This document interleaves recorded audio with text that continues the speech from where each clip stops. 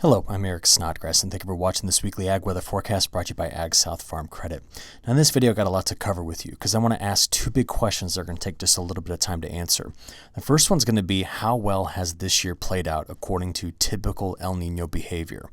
Because if we're going to forecast, and this is the second question, if we're going to forecast the longer range, we need to understand how El Nino is behaving. Is it reached a peak? Is it past that peak? And what does it mean in terms of the speed at which it fades? So intermixed with all of that, I've got new short-term and long-term information and a quick update, on global weather. There's been no doubt that since we started this new year, we've allowed quite a bit of cold air to drain out of Alaska and Greenland and come right down into central Canada and eventually into the U.S. And if you look over the time period of January 11th through the 21st, this whole region here, east of the Rockies and part of the Pacific Northwest and then extending all the way to the southeast coast, has endured some pretty cold air. Now, I want you to think about what's gone on here in the midsection of the country, where we've got winter wheat, we've got major moisture deficits over the past several years in some places, and with all of this cold air and the snow that came in with it, we're curious as to how much this is going to repair some of the longer-term drought issues in this region. We're going to come to that question in a few moments as well. But the cold, how much longer is it around? Well, it's gone. It's gone, it's done, and we're going to go into a time period of very mild conditions for a while. Now, I've left you on this map for a while because I want you to think about how it got here. Now, just think, all of that cold air was stored up in December in Alaska and in Greenland.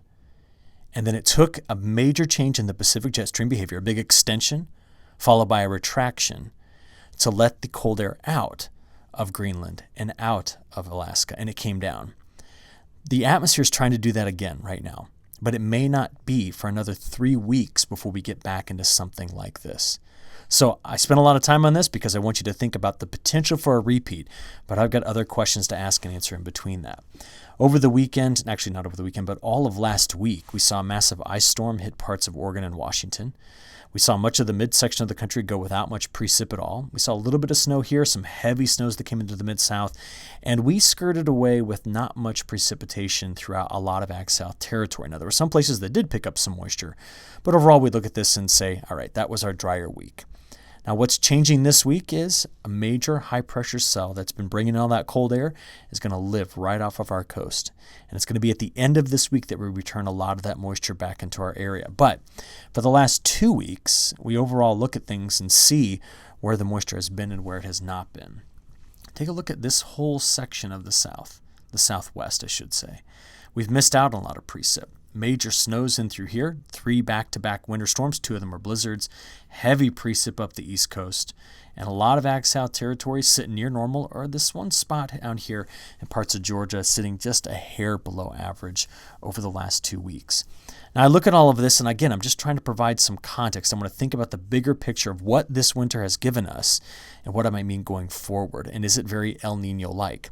Now, I know we've not had much snow. We've had the opportunity of cold air, but not at the same time as a system to bring in snow. So our biggest snows have been pretty much covering, parts of the Midwest, New England, and pockets of the mountains in the West. In fact, it's easier to see the snowfall season-to-date numbers compared to average by just looking at this one. So we're still waiting for a while on getting the timing of cold air right to give us snow maybe into parts of AgSouth territory. It's rare anyways, but I'm just telling you, I'm on the lookout for it. Because with that last system that came through parts of the mid-south here, we are now looking at 300 to 500% normal snow up to this point here. It just takes one event that brings 5, 6, 7, 8 inches of snow in here to do that. Now, I want to talk to you about this snow for other reasons, okay? Because I want you to look at this graphic. Now, we're going to talk in a moment about the temperature change that's coming out. I'm sure you've heard, I mentioned it last week, but I know you've been paying attention to the weather and you know a major warm-up is coming. Now, this is showing you snow water equivalent. There are sections of Iowa, just think for all you that grow corn and soybeans over here, there are sections of Iowa right now, even parts of Minnesota, this part of South Dakota, and this part of Nebraska. That is the heart of the central and western growing area for the corn and soybean belt. This region right in through here for the last 4 years is sitting between 20 and 48 inches in deficit. There's one spot right here in western Iowa that's 48 inches in deficit over the last 4 years. So they see this snow as insurance. And if it gets warm and a lot of the snow melts, it's going to go right into the soil because when this snow came in, the soil temperatures were they were just not cold enough So there's going to be some absorption of this water that's in here. Next, the Mississippi River, because of all the rain that's been farther to the south and the snow north and some of the melt, we've actually had at Memphis, the river now is 15 feet above low stage. And I want to talk to you about how I'm expecting this map to change over the next 3 to 4 months. Now, of all the things I'm watching for the major ag belts of the United States, the bigger thing that I'm concerned about is going into these states here, from the Delta to the lower Mississippi River Valley, into this huge section here of the primary corn and soybean belt. This is where we still have down to 100 centimeters, that's 40 inches, soil moisture problems. You don't see them in AgSouth turret. Now, there's a couple of places in there where there's some data issues. That's what that's going on here. But we don't see major problems. In fact, AgSouth territory is out of drought. Look at that. You can see we do not have drought in our territory. The drought that's here farther to the west, this has been getting eaten away quickly by the heavy rains, and a whole lot more is coming into that area. Where do I expect more repair to happen? Here when the snow melts. And overall, I just think about the shifting pattern with a fading El Nino and what it's going to mean. So let's ask that question. Let's then get into a bit of a discussion here next about how El Nino-like has this winter been, and then we can put this all into context of some new longer range forecast. Okay, that's what we're going to do. So sit tight. Let's get to it. All right, here's our newest ocean temperature map. El Nino's here. Still very warm Atlantic for the most part, right into this quarter. We're going to watch that later. We're going to pay attention to the colder water off the Baja and the colder water that's here. That's a part of a thing we call the negative PDO and the negative PMM. These are just names we assign to monitoring the changes in pressure and temperature, and then the ocean temperatures here and what they might mean for the upcoming the upcoming spring and summer. El Nino's in this area. And as these waters here change temperature and go back over cooler, we're going to discuss the evolution of neutral conditions and then eventually to La Nina. Now, we are past peak. One of my favorite sites, Tropical Tidbits. If you don't have this one bookmarked and you're a bit of a weather nerd, put it in your bookmarks, Tropical Tidbits. What you have here, if you click on their analysis tools, is you get this. Well, I'll just do it for you. Click on analysis tools. This will be what it looks like. Click on ocean analysis, and you're taken to these maps. So the latest sea surface temperature maps are here. The anomalies are there, but I want this one. The last 7 days and how much it's changed, okay? And if you start seeing more and more blues showing up in here, that tells me El Nino is fading. And we can even see it in a time series. You see this time series down here is for right out here in the heart of where our El Ninos live, Nino region 3.4. And it reached a peak just after Christmas in the first week of January, and it's been fading ever since. The trade winds are no longer strong out of the east. Strong out of the west. They've gone back to becoming easterly, and I think that's critical to the overall behavior of this El Nino and the speed at which it's going to slow down. Now, if you just Google El Nino in winter, you'll be taken to this NOAA figure. And it's a figure that just says, hey, every time we've had El Nino, if we just stack them all up and take a composite view of them or an average view, we tend to get a strong, extended Pacific jet that's of the subtropical nature, a very a highly variable polar jet, warm north, wet south, cool south, dry mid-south. We tend to be wet right into our area. Now, we've used this as an argument, right? But I want to ask the question, how well did the models predict that? And are we still going to be experiencing El Nino-y things? So take a look. This is from the model that you know that I trust. It's the European model. This was their forecast back on November the 1st. This was the prediction for all of November, December, January, which we've almost completed, right? So they were projecting drier conditions mid-south, that's common, wet west coast, wet southeast, wet around the Great Lakes, drier along the high plains. Now, I want to show you, in addition to that, what the National Multi-Model Ensemble said. Wet, a little bit wetter in the mid-south, dry in the southwest, dry up here in the northern Rockies and Cascades. So this was our kind of two leading forecasting centers, if you will, giving us a prediction out through November, December, January. This has already happened. So honestly, did the European model do okay? Because you know I favor it. Well, let's go have a look. That's what the precipitation patterns look like over that time. Now this is pretty impressive. It called for this area to be drier. Now we know that at the very end, the last 2 weeks, we've gone over much wetter in here, right? I mean, we've had multiple systems bring in the moisture. But did it get this right? Yeah, it really did. The model picked up on that very well. It even had the drier here. It had a little bit drier in the plains and wetter in the west. Well, we've been mostly wetter in the west, except for in Southern California. So I'd have to give this a decent grade. I mean, I'd certainly pass the European model on this forecast.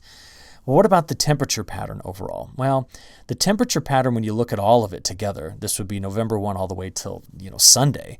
We say it's been mild for the most part, cooler south, but mild north. That fits with typical El Nino, but, as of late, since El Nino's peaked, other things are beginning to take over.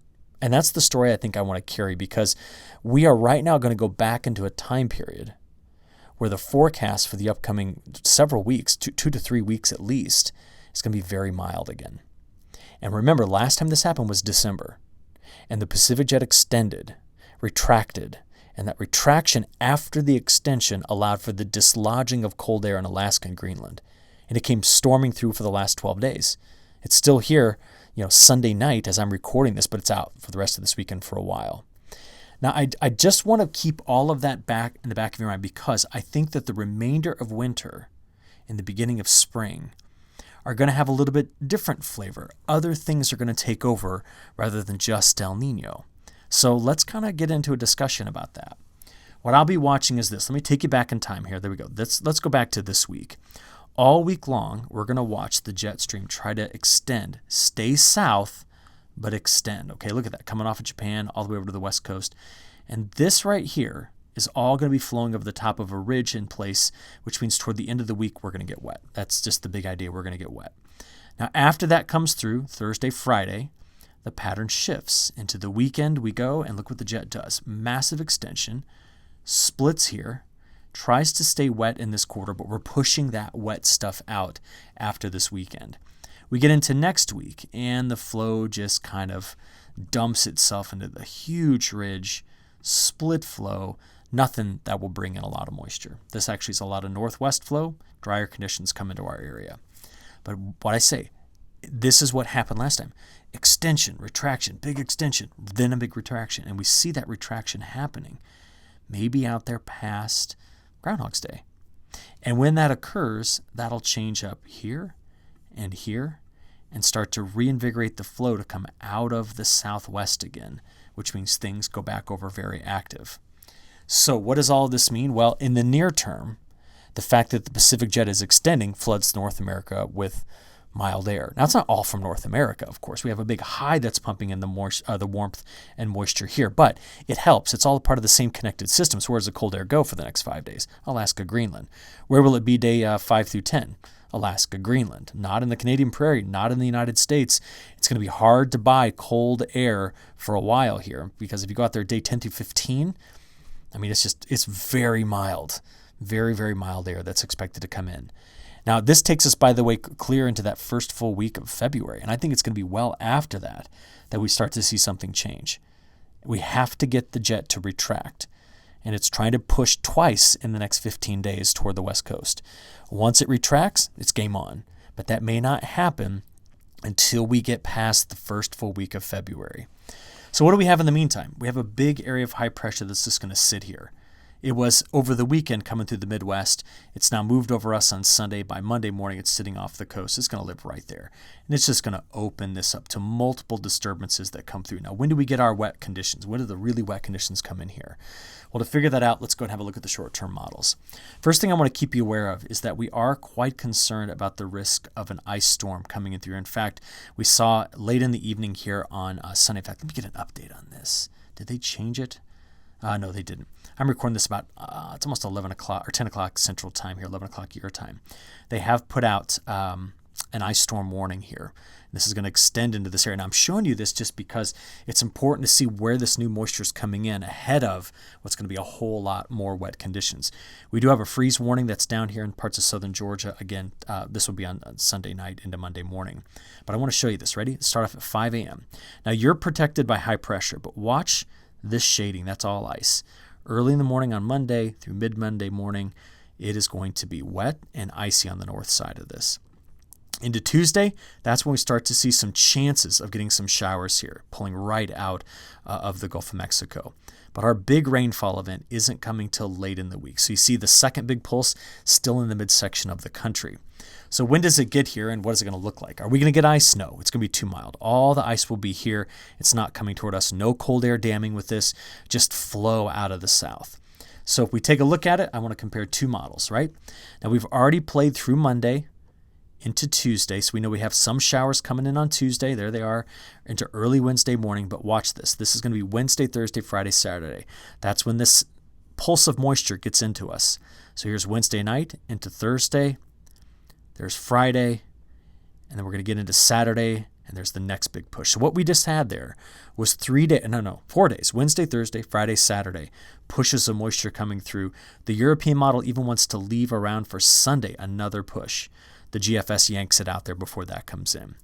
The net effect is the beginning of this week is drier. Some showers on Tuesday in Georgia.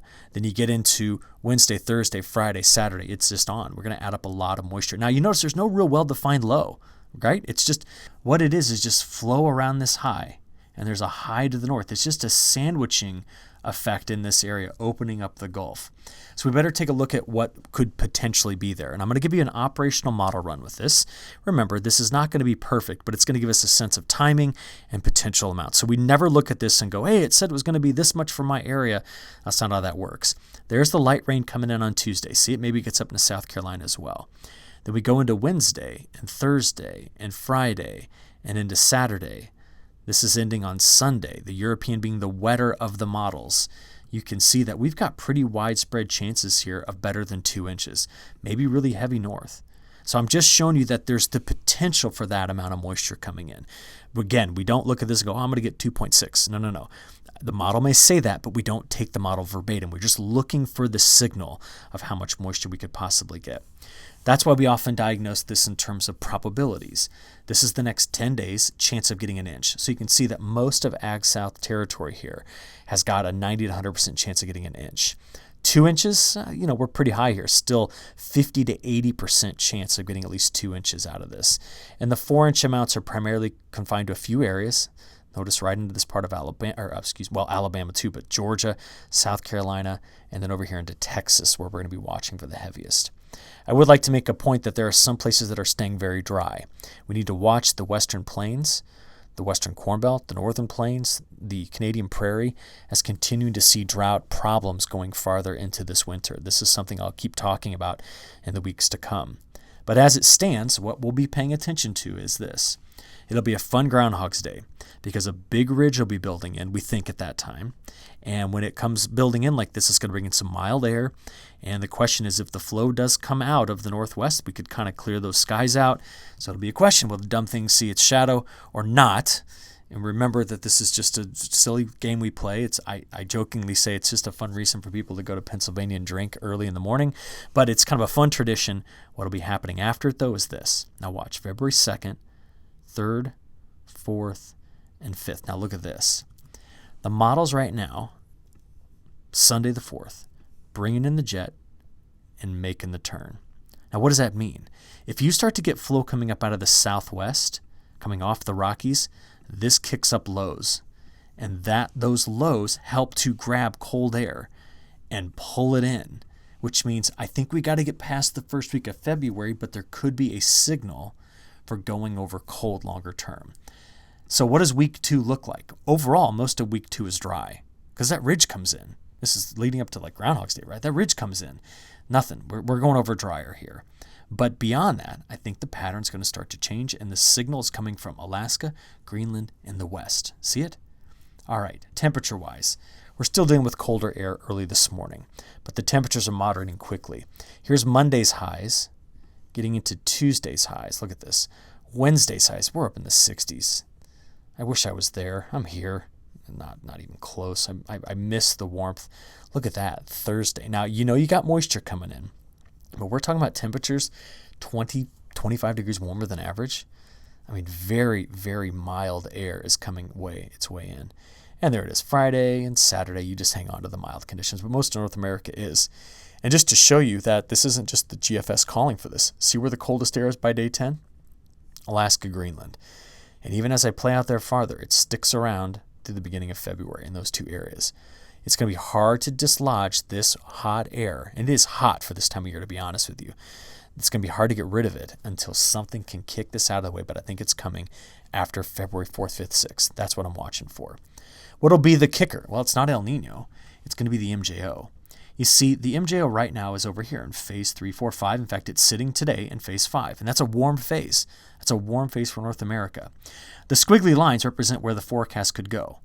And if it comes through that kind of bounding, those two bounding lines, and then shoots way over here, by early February, we're game on for cold again. And the risk of snow. The Miller A, the Miller B storm systems, the one that roll up the East Coast. If it dies into this, then no chance. The Pacific jet doesn't behave, it doesn't crank, it doesn't deliver. And that's why the models are really confused on what's going to happen in the western United States. They agree only, for the most part, in the southeast. This is the GFS extended forecast from January 24 to February 24. Look at that, dry there, but wet here. And this is the European model for the same time period. They agree on that, wet here, but they do not agree on the west. So the question is if they both agree, do we really stay this wet overall with like a week of precipitation, a little bit of a break for 5, 6, 7 days, and then another week of precipitation, a little bit of break? That could be it, because there's not a whole lot that's going to be able to shut down, I think, the subtropical jet to help out the southeast. The question is, what does the west do? Because as soon as that changes, that's when everything kind of breaks loose and the cold air returns. So that's it. That's what I'm watching right now in the near term out to about 4 weeks. Okay, what about bigger picture? This is what the Climate Prediction Center is expecting El Nino to do. Crash pretty hard into spring with La Nina conditions returning quickly into summer and fall. Now, you already know that if I say La Nina coming back, that the risk of hurricanes is going to start to increase. And there is that. We're going to continue that narrative for the next several months. But in the meantime, I want to tell you something. The CFSV2 is a part of the CPC's, right there, the CPC's forecasting system. I'll stop drawing.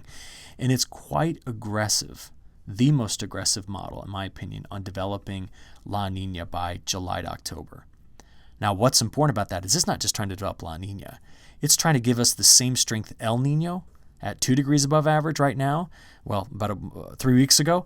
It's trying to give us that strength of La Nina by the time we get into July, August, September, October. The European model says no. It says fade this thing more slowly. By July, it still actually has us in positive territories overall when you look at the average. Now, I'm going to tell you something. The speed at which this thing collapses will be critical to the rest of winter, spring, and summer. And I'm just going to show you again what the rest of winter is expected to look like from the European model, February, March, and into April. We're expecting it to continue to be wet here. So I think your risk is on the wet side for the remainder of winter. But what I want to show you next was just released last week from the Climate Prediction Center. This is their 1-month outlook for the month of February. Notice how it looks very similar to the European. Wet here and wet here. Near normal temps. If it's mild air, it's north, according to their forecast. But they also released a new 3-month forecast where they keep you February, March, and April wetter as well. Now, what I want you to do is come to the CPC website. It's just cpc.ncep.noaa.gov, or just Google Climate Prediction Center, and then come over here and on that word or that phrase 3-month outlook, click on it, and you'll be taken to the actual forecast data. So if we just look out there, we've already seen out February, March, April. What about March, April, May? They continue to keep it wet in AgSouth territory. What about going out there into April, May, June? Wetter signal still. When you go out here into May, June, July, wetter and drier up the plains. This is one half of the Cotton Belt taking a beating with drought again, and this is the other half seeing a lot of heavy precipitation. And then what about, I skipped ahead there, July, August, September, we still don't see a major signal for drier. Now, what do you do with this? This is just a projection, and it's here at late January. It's a projection, and are these models overly skillful such that we can just trust them blindly? No, they're not. So we'll watch this evolution of this forecast, but the speed of this demise of El Nino is critical to the whole thing. Okay? So I wanted to show you this and let you know where the website is so you can look at it. But I'm telling you, take it with a grain of salt, and we just need to watch the evolution of things, specifically the ocean temperatures, both in the Atlantic and the Pacific. That's what I'll be telling you about over the coming months. From there, I do want to give you a bit of an international update. Very wet across northern Brazil. They're trying to harvest a crop in here right now. It's going to slow things down. The dryness in Argentina, not a problem. Dryness in southern Brazil, not a problem either. 2 tropical systems are called tropical cyclones in Australia coming across Australia, one west and one east. We see near normal precip throughout much of Europe, a little drier in Spain, Portugal, and France, but nothing really to talk about. But there's your wetter conditions coming in as that big high sits and spins here. Temperature-wise, and this is where we're finished, which, by the way, I know you probably want more on South America. I'm just going to tell you this. The next 3 weeks of harvest progress will tell you everything you need to know about South America. If the estimates come in with poor yields, there will be a market reaction. But there's nothing I can do with the weather to change that other than to tell you if it stays wet here, it's going to delay harvest more and more and more. Argentina's not just back online, they're going to more than double up on the size of their crop last year, which was hit with a massive drought. But I want to finish with this here. My next graphic is temperatures. Top thing for you to watch is here and here. If that cold air starts to get displaced, then we have a pattern change to talk about. I think it's going to come well after the first week of February that's really going to be the change. So that's it. I'll talk to you again next week. Thanks.